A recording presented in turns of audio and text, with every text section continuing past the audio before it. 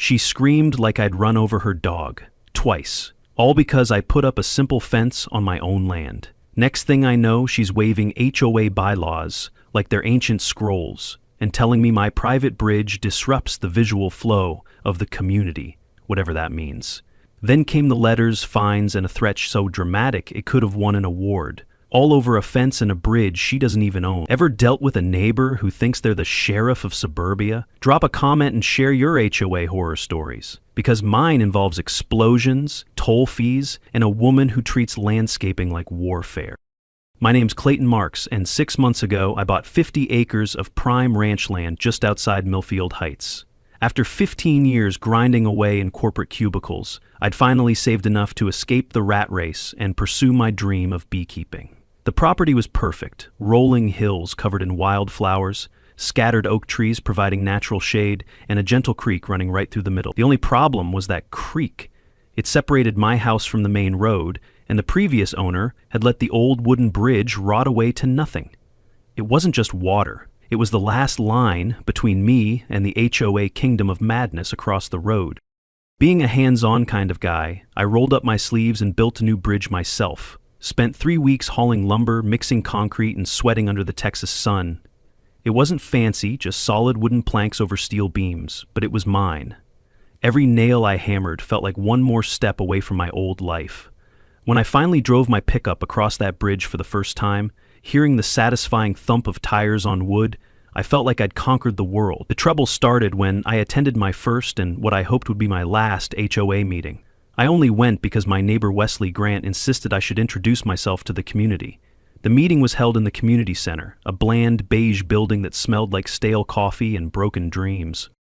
About 20 residents sat in folding chairs, looking like they'd rather be anywhere else. At the front of the room stood Marcia Beckett, the HOA president, a woman in her late 30s with perfectly styled blonde hair and a smile that never quite reached her eyes. Marcia welcomed me with the enthusiasm of a tax auditor. She explained that since my bridge connected to the road that served the HOA community, it fell under their jurisdiction. According to her interpretation of the rules, I needed to pay a monthly bridge maintenance fee of $75 and submit to regular inspections. When I politely explained that my bridge sat entirely on my private property and I'd built it with my own money, her smile grew even colder. She leaned forward, placing her manicured hands flat on the table, and said in a voice dripping with fake sweetness, "Mr. Marks, any bridge that affects our community's traffic flow is subject to HOA oversight. That's just how things work around here." I forced a smile and told her I'd need to review the actual HOA bylaws before agreeing to anything. The temperature in the room seemed to drop 10 degrees. Marcia's eyes narrowed, and she assured me that she knew the rules better than anyone. As I walked out of that meeting, I could feel her stare burning into my back like a laser. I'd made an enemy, and I didn't even know why. The warning letter arrived 3 days later, delivered by certified mail like some kind of legal document. It was typed on official HOA letterhead, complete with fancy borders and a gold seal that probably came from an office supply store. The letter demanded that I either pay the bridge fees or remove my bridge entirely for violating community aesthetic standards. It gave me 30 days to comply or face enforcement action. I read it twice, then crumpled it up and tossed it in the trash. Concerned about Marcia's threats, I called my neighbor Wesley. He owned an auto shop in town and had lived in the area for 20 years. Wesley had dealt with Marcia before and warned me that she had a talent for making up rules as she went along. He told me about one neighbor who'd been forced to tear down his chicken coop because Marcia claimed it violated some non-existent aesthetic standard. The poor guy had spent $2,000 building that coop, but Marcia wore him down with constant harassment until he gave up and demolished it himself. Wesley also mentioned how Marcia had forced another neighbor to repaint his house because the shade of blue was supposedly too bright for community standards. These stories made my blood boil, but they also prepared me for what was coming.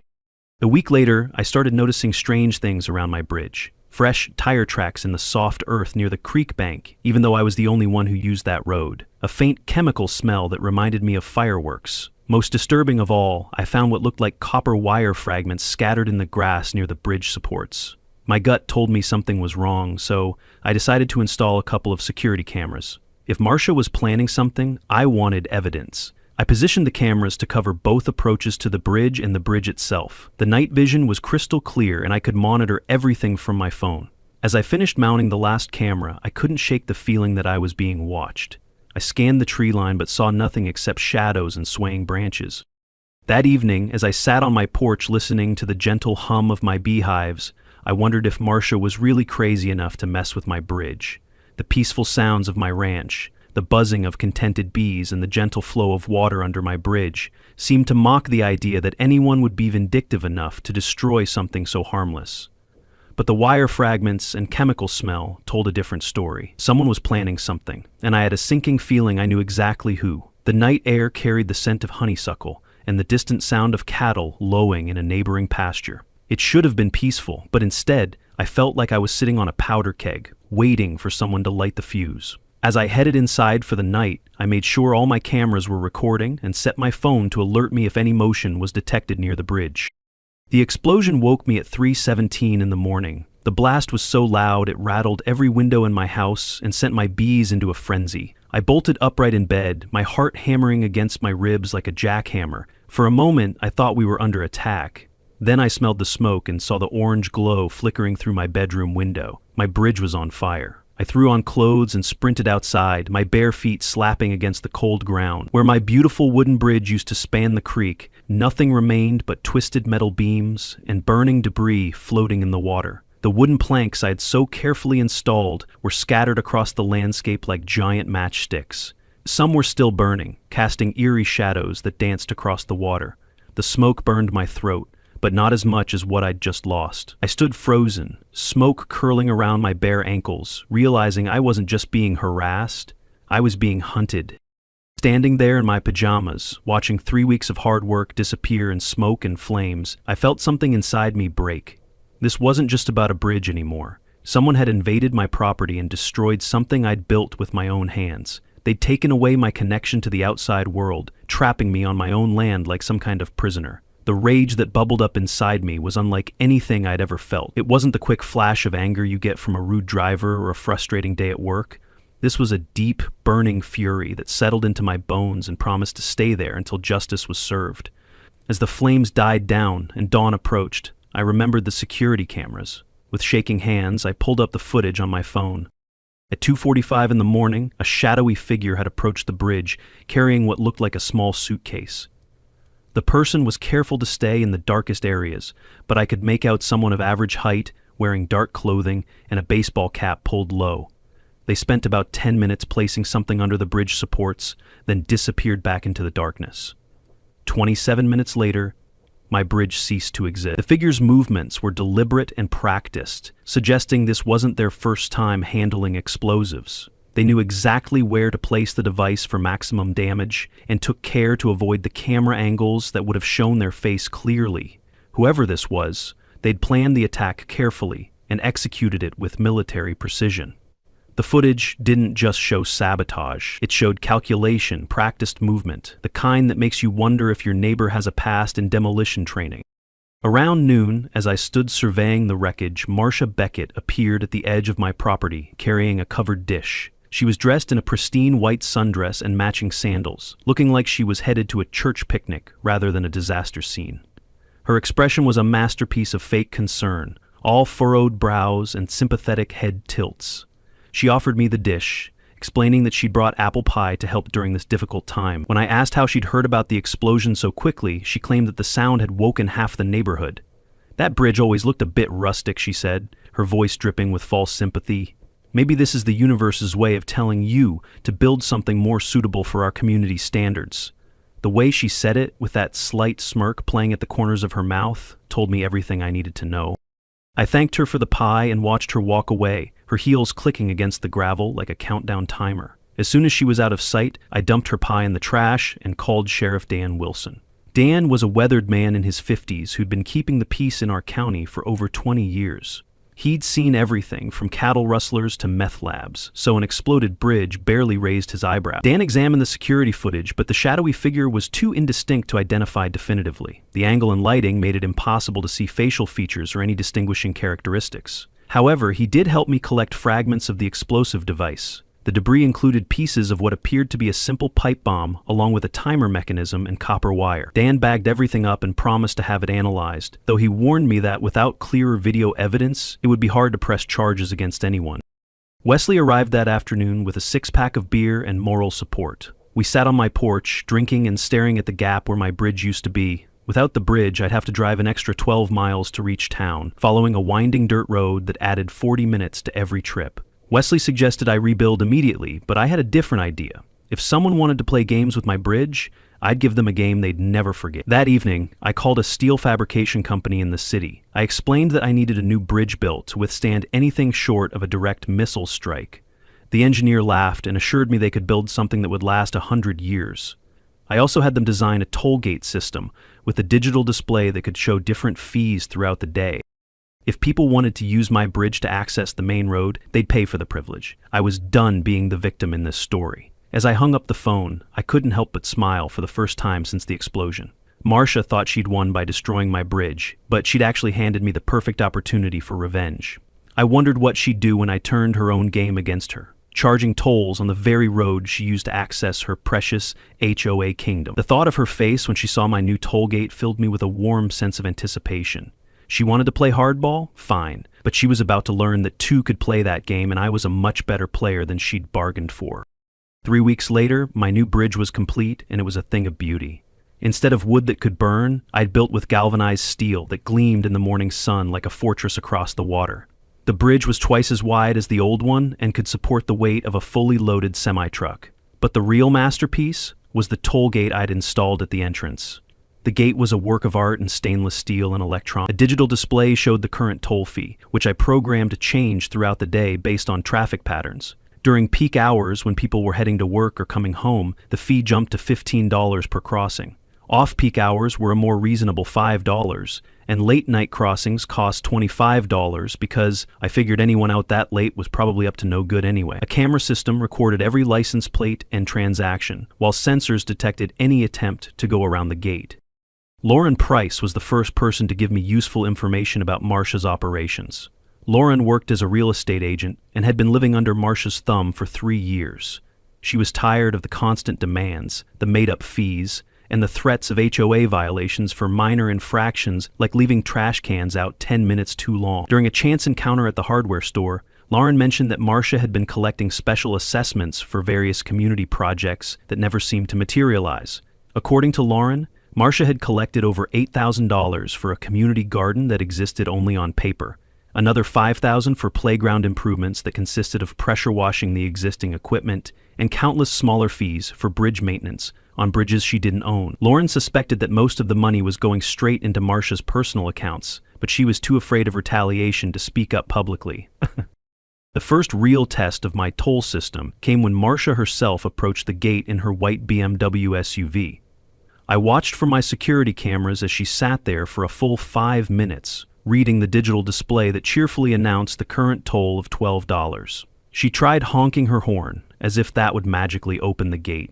Then she got out of her car and examined the gate mechanism, looking for some way to bypass it. Finally, she stormed up to my front door. "Clayton Marks, you open that gate right now," she demanded, her face flushed red with anger. "You can't tax me like some medieval troll under a bridge." "This isn't a tax," I said. "It's a service. Like HOA dues, but real." But the look on her face was priceless, a mixture of rage and disbelief that anyone would dare stand up to her. She sputtered for a moment before storming back to her car, muttering threats about legal action and community standards. That night, Marcia made her first serious mistake. She hired 2 men to destroy my toll gate, thinking that without video evidence, she could deny involvement. Unfortunately for her, I'd upgraded my security system with military-grade night vision cameras and a drone that automatically deployed when motion sensors detected unauthorized activity near the bridge. The drone circled like it was filming a scandal. I named it Hoke Watchdog. The drone captured crystal-clear footage of the 2 men attacking my gate with sledgehammers, while Marcia watched from the trees. The attack barely scratched my steel gate, but it gave me exactly what I needed. The footage showed Marcia clearly directing the attack, pointing at specific parts of the gate and gesturing for the men to hit it harder.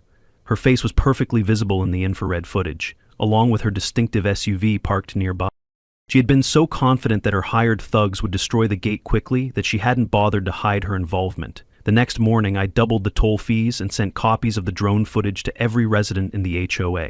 The video clearly showed Marsha's involvement in the attack, and the community's reaction was immediate and satisfying. Residents who had been quietly suffering under Marsha's arbitrary rules suddenly found their voices. They began sharing stories of excessive fees, made-up violations, and intimidation tactics. One elderly neighbor told me how Marsha had fined him $300 for planting roses that were allegedly the wrong shade of red. Another resident revealed that she'd been threatened with HOA expulsion because her dog barked during designated quiet hours that existed nowhere in the actual HOA bylaws. A young couple mentioned how they'd been forced to remove a bird feeder because Marsha claimed it attracted the wrong type of wildlife to the community. As word spread about the drone footage and Marsha's midnight vandalism attempt, her iron grip on the community began to weaken. People started questioning her authority and demanding to see the actual HOA documents that supposedly gave her so much power. For the first time since I'd moved to the area, I felt like I wasn't fighting this battle alone. Neighbors who had been too intimidated to speak up before were now sharing their own horror stories about Marsha's reign of terror. The community was finally seeing her for what she really was, a petty tyrant who had been abusing her position for years. But I also knew that cornering Marsha would make her more dangerous, not less. She wasn't the type to admit defeat gracefully, and her failed attack on my toll gate had only made her more desperate. That evening, as I sat on my porch watching the sunset reflect off my new steel bridge, I wondered how far Marsha would go to maintain her control. The woman had already committed arson and vandalism. What would she try next? I had a feeling I was about to find out, and it wouldn't be pleasant. The peaceful evening sounds of my ranch, the gentle lowing of cattle in distant pastures, and the soft buzz of my recovering bee colonies seemed to mock the idea that more violence was coming. But I'd learned not to underestimate Marsha's capacity for escalation. She'd already proven that she was willing to destroy property and hire criminals to get what she wanted. Now that her authority was crumbling and the community was turning against her, she had nothing left to lose. Marsha's counterattack came in the form of an official-looking letter from the County Traffic Authority, demanding that I remove my toll gate for interfering with public access roads. The letter claimed that multiple complaints had been filed about traffic obstruction, and that I had 30 days to comply or face legal action. Of course, there was no such thing as the County Traffic Authority, but the letterhead looked convincing enough to fool most people. The document was professionally printed on expensive paper with an embossed seal that looked official to anyone who didn't know better. Marsha had clearly put significant effort into making this fake letter look legitimate, complete with legal-sounding language and references to non-existent traffic codes. When I showed the letter to Wesley, he immediately spotted it as a fraud, but I had to admit that Marsha's forgery skills were impressive. Sheriff Dan Wilson suggested I consider opening the gate temporarily to keep the peace, while we built a stronger case against Marsha. Dan was a good man who genuinely wanted to help, but he was also tired of the constant drama between me and the HOA. He'd been dealing with Marsha's complaints and schemes for years, and I could see the weariness in his eyes when he talked about the situation. He suggested that sometimes the smartest move was tactical retreat. For a moment, I actually considered his advice. Maybe it would be easier to just give up the toll system and live quietly on my ranch. I could build a private road that didn't cross the main access route, avoiding the whole conflict. But then I remembered the sound of my bridge exploding, and the sight of Marsha's smug face as she offered me apple pie while standing in the ruins of my hard work. No, I wasn't backing down. Not now, not ever.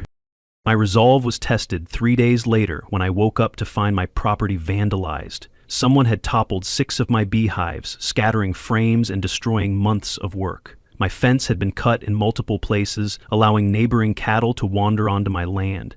Worst of all, they'd spray-painted toll troll across the side of my barn in bright red letters. The damage would cost thousands of dollars to repair and would set back my beekeeping operation by at least a year. Standing in the middle of the destruction, surrounded by confused bees and scattered equipment, I sat in the mess, almost ready to quit. Almost. Then I stood up, grabbed a hammer, and began repairing the nearest hive. I'd lost a bridge, not my backbone. Wesley found me there an hour later, still working on repairs despite the overwhelming damage. He took one look at the destruction and shook his head in disgust. But then he told me something that changed everything. The night before the vandalism, he'd seen Marsha meeting with the same 2 men who'd attacked my toll gate. They'd met at the old gas station on Highway 9, and Wesley had watched them through binoculars as Marsha handed over what looked like cash and pointed in the direction of my ranch. That information was like a shot of adrenaline straight to my heart. Marcia hadn't just ordered the destruction of my bridge, she'd also orchestrated the vandalism of my property. She was escalating her attacks, trying to break my spirit through systematic destruction of everything I'd worked to build. But her mistake was involving the same men, twice. Now, I had a pattern of behavior that even Sheriff Dan couldn't ignore. I immediately reinstated the toll fees, but this time I set them even higher. Peak hours now cost $25 per crossing, and I added a weekend surcharge that brought the total to $35. I also installed additional security measures, including motion-activated floodlights and speakers that would announce to any potential vandals that they were being recorded and the police had been notified. The next HOA meeting was the most heated one in the community's history. I arrived with printed copies of Wesley's witness statement and photos of the property damage. When Marcia tried to deny any involvement in the vandalism, I asked her to explain why she'd been meeting with known troublemakers at the same time my property was being destroyed. Her usual composure cracked and she started sputtering about coincidences and false accusations.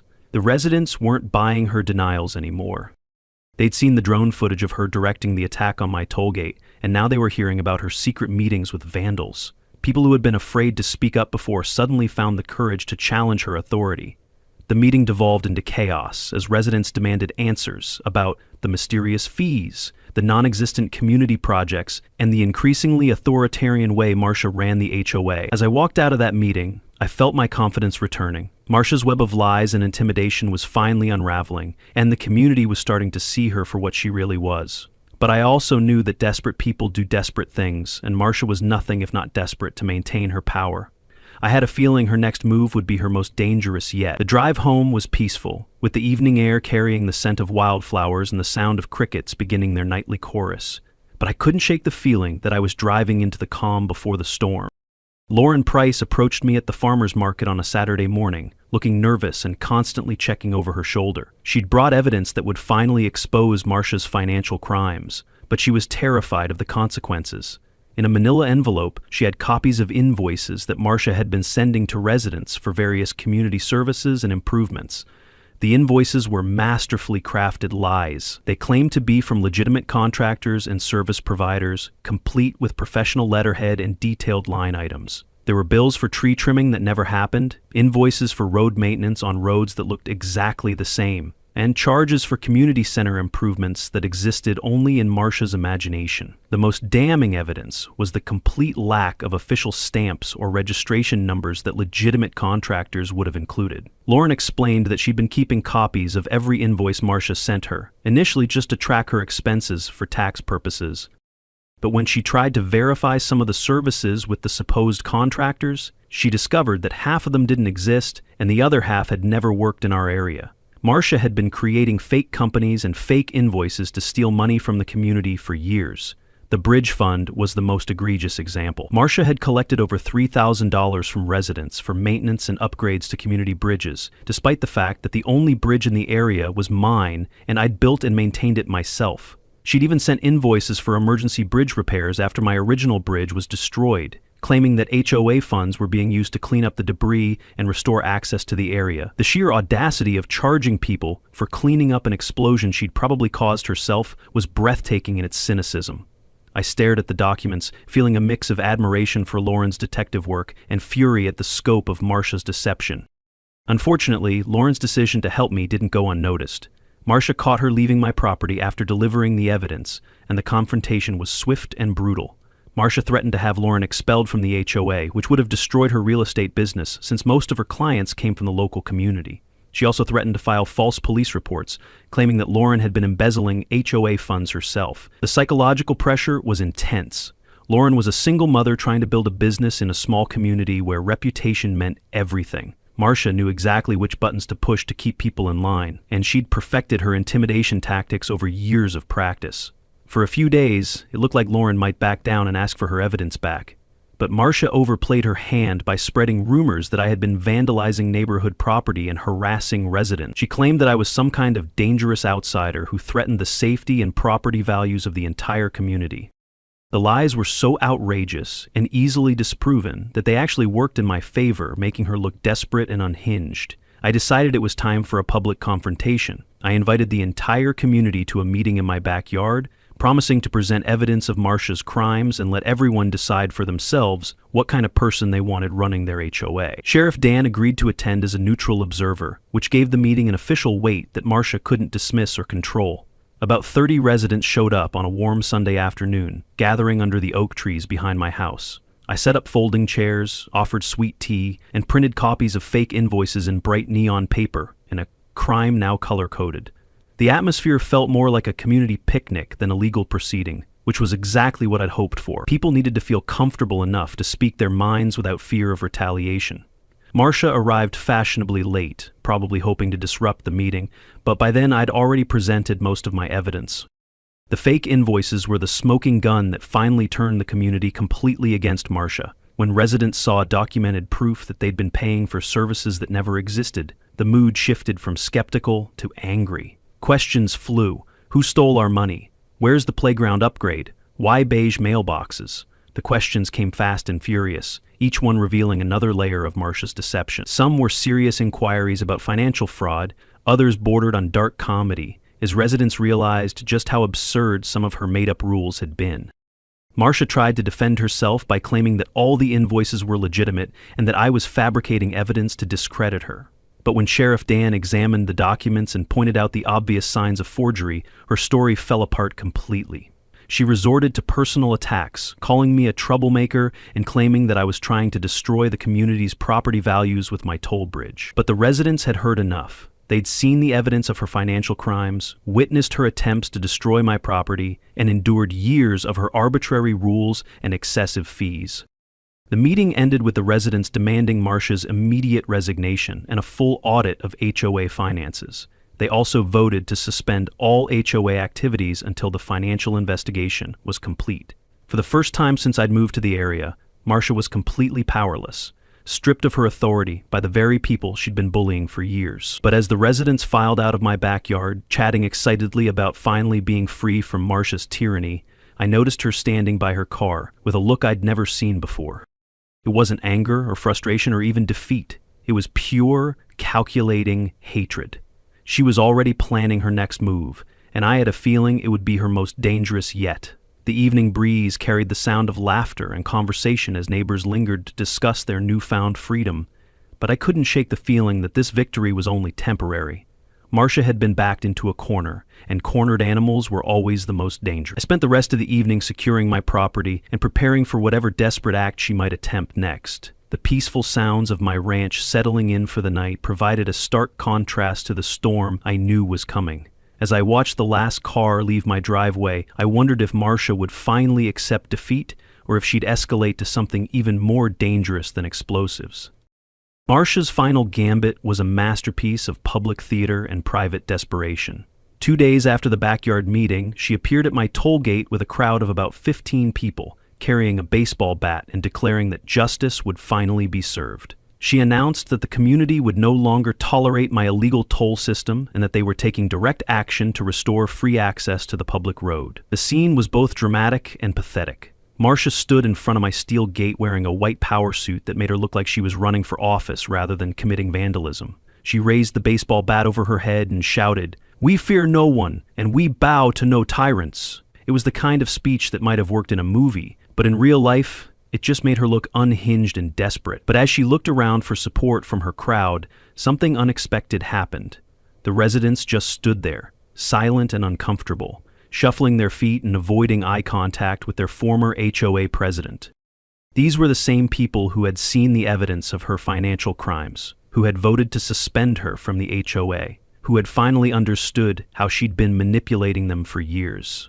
They weren't here to support her crusade against my toll gate. They were here to watch her make a fool of herself. The awkward silence stretched on for what felt like hours, but was probably only 30 seconds. Marcia's confident expression began to waver as she realized that her grand gesture was falling flat. A few people in the crowd started looking at their phones or checking their watches, clearly wishing they were anywhere else. Someone coughed. A car drove by on the main road, and everyone turned to watch it pass, grateful for any distraction from the embarrassing scene. The morning sun beat down on the uncomfortable gathering, highlighting the sweat beading on Marcia's forehead and the increasingly desperate look in her eyes. Finally, Marcia swung the bat at my toll gate with all the fury she could muster. The metal rang like a bell, sending vibrations up the bat and into her hands. She swung 4 times. The gate didn't flinch. Her wrist did. After the 4th swing, she stopped to shake out her hand.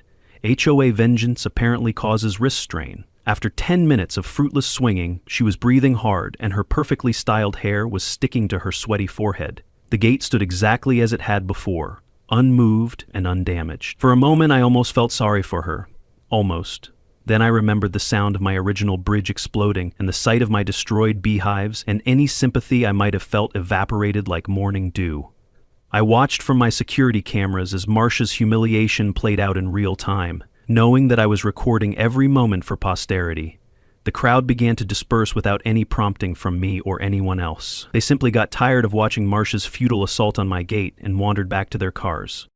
A few people offered half-hearted words of support, but most just left quietly, probably embarrassed that they'd been talked into participating in such a ridiculous spectacle. Within an hour, only Marcia remained, still half-heartedly swinging her bat at my impenetrable gate. I almost felt bad. Almost. Then I remembered. She blew up lumber I carried with my own 2 hands. I called Sheriff Dan and informed him about the ongoing vandalism attempt. When he arrived, he found Marcia sitting on the ground next to my toll gate, the baseball bat lying in the dust beside her. She looked defeated and exhausted, like a boxer who'd gone 15 rounds with a concrete wall. Dan helped her to her feet and gently suggested that it might be time to call it a day. But even as Dan was loading Marcia into his patrol car for a conversation about property destruction and trespassing, I could see her mind working. She wasn't giving up. She was planning something else, something that would be her final roll of the dice in our ongoing war. I had a feeling that whatever she was planning would be bigger and more dangerous than anything she'd tried before. That evening, I reviewed the security footage of Marcia's failed gate attack and couldn't help but smile. The woman who had terrorized this community for years had been reduced to swinging a baseball bat at an unmovable object while her former supporters watched in uncomfortable silence. It was a fitting metaphor for her entire approach to leadership, all sound and fury signifying nothing. But I also installed additional security measures that night, because I knew Marcia well enough by now to understand that public humiliation would only make her more dangerous. She'd already proven that she was willing to use explosives and hire criminals to get what she wanted. Now that she'd lost all legitimate power and public support, she had nothing left to lose. That made her the most dangerous she'd ever been. I spent the evening reinforcing my security system and preparing for whatever desperate act she might attempt next. The peaceful sounds of my ranch settling in for the night provided a stark contrast to the violence I was expecting. My bees hummed softly in their hives, a calming counterpoint to the tension that filled the air. I checked and double-checked my cameras, tested the motion sensors, and made sure the direct line to Sheriff Dan's office was working perfectly. Something told me I wouldn't have to wait long for Marcia's next move. A woman who had spent years building her identity around control and authority wouldn't simply accept being stripped of both without one final, desperate attempt to reclaim what she'd lost. The question wasn't whether she would try something, but how far she would go, and whether I'd be ready for it when she did. Marcia's final attempt came 3 nights later, and it was her boldest and most desperate move yet. She waited until 2 in the morning, then approached my toll gate carrying what looked suspiciously like another explosive device. This time, she wasn't trying to hide her identity or maintain plausible deniability. She was past caring about evidence or consequences.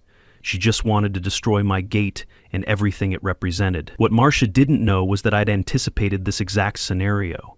Hidden inside my toll gate's steel housing was a camera with a direct feed to Sheriff Dan's office. The moment motion sensors detected someone approaching the gate after midnight, an automatic alert was sent to Dan's phone, along with a live video feed of whatever was happening. I'd learned from our previous encounters that having ironclad evidence was the only way to make charges stick. I watched from my bedroom window as Marcia fumbled with what appeared to be a pipe bomb similar to the one that had destroyed my original bridge. Her hands shook, her eyes darted. This wasn't sabotage, it was panic. This wasn't the confident, calculating woman who had ruled the HOA with an iron fist. This was someone who had been pushed beyond rational thought into pure desperation. The moonlight caught the sweat on her face as she worked, and I could see her hands shaking as she connected the wires. She'd gone from community leader to midnight terrorist, and the transformation was both pathetic and terrifying to witness. As she placed the device against my toll gate and started connecting wires, Sheriff Dan's patrol car appeared at the end of the road, with its lights flashing but siren silent. Marcia was so focused on her bomb that she didn't notice the approaching police car until Dan's spotlight illuminated her like an actor on a stage. She froze in the harsh white light, still holding the detonator in her hand, caught red-handed in the act of attempted destruction. The arrest was almost anticlimactic after all the build-up. Marcia didn't resist or try to run. She simply stood there in the spotlight, looking confused and lost, as if she couldn't quite believe what she'd been about to do. Dan carefully took the detonator from her hands and called for backup to handle the explosive device. She didn't cry, just stared at the gate like it had betrayed her. Later, the bomb squad confirmed that it was indeed a functional pipe bomb that could have destroyed my gate and possibly injured anyone nearby. The news of Marcia's arrest spread through the community faster than wildfire. By morning, everyone knew that their former HOA president had been caught attempting to blow up my toll gate in the middle of the night. The residents who had once feared her authority now saw her for what she really was, a desperate woman who had let power corrupt her completely. The HOA voted unanimously to permanently ban her from any leadership position and to pursue civil action to recover the money she'd stolen over the years. Sheriff Dan later told me that Marcia's house was full of evidence of her various schemes. She had boxes of fake invoices, printed letterheads for companies that didn't exist, and detailed plans for extracting money from the community through made-up fees and assessments. She'd been running what amounted to a criminal enterprise, using her position of trust to systematically steal from her neighbors for years. The investigation revealed that she'd stolen over $40,000 from the community over a 3-year period, funding everything from luxury vacations to expensive home renovations. She'd been living a lie funded by her neighbors' hard-earned money, and the scope of her deception was staggering. With Marcia out of the picture, I decided to remove my toll gate entirely. It had served its purpose as a symbol of resistance and a tool for gathering evidence, but I'd never really wanted to charge people for crossing my bridge. I replaced the toll system with a simple sign that read, "Fee for crossing, self-respect, free if you've got it." It got a few chuckles from the neighbors and served as a gentle reminder of what we'd all been through. 3 months later, I hosted a community barbecue on my ranch to celebrate our newfound freedom from HOA tyranny. About 50 people showed up, including families with children who had never seen my beehives up close. Wesley brought his famous brisket, Lauren contributed her grandmother's potato salad, and even Sheriff Dan stopped by for a burger and a beer. Someone brought a cake shaped like the toll gate, complete with gummy bear security guards. It was the kind of neighborly gathering that Marcia had always claimed to support, but had never actually fostered. The atmosphere was relaxed and friendly, with people genuinely enjoying each other's company for the first time in years. Children ran around the property, laughing and playing games, while adults shared stories and made plans for future community events that would actually benefit everyone involved. As the sun set over my ranch and the last guests were saying their goodbyes, I stood on my steel bridge and looked out over the creek that had caused so much trouble. The water flowed peacefully below, reflecting the orange and pink sky like a mirror. My bees hummed contentedly in their hives, and the gentle evening breeze carried the scent of wildflowers across my land. For the first time since I'd moved here, everything was exactly as it should be. Marcia was sentenced to 18 months in county jail and ordered to pay restitution to all the residents she'd defrauded. The HOA was dissolved and reformed, with new leadership and transparent financial oversight. My bridge stands as strong as ever, a symbol that sometimes standing up to bullies is the only way to restore peace. Justice can prevail if you're willing to fight for it, document everything, and never give up hope that truth will eventually win out. And who knows, there might be another Marcia out there somewhere, in another community, terrorizing other innocent people with made-up rules and manufactured authority. If you've ever dealt with someone like that, drop a comment below and share your story. Sometimes knowing you're not alone in the fight makes all the difference in the world. The evening air carried the peaceful sounds of my ranch settling down for the night, and I couldn't help but smile as I thought about how far we'd all come. From the destruction of my first bridge to the celebration on my new one, it had been a journey that tested everyone's resolve, but ultimately proved that communities can heal when they stand together against tyranny. The legacy of that tollgate would live on, not as a barrier between neighbors, but as a reminder that sometimes the best defense against petty tyrants is simply refusing to back down.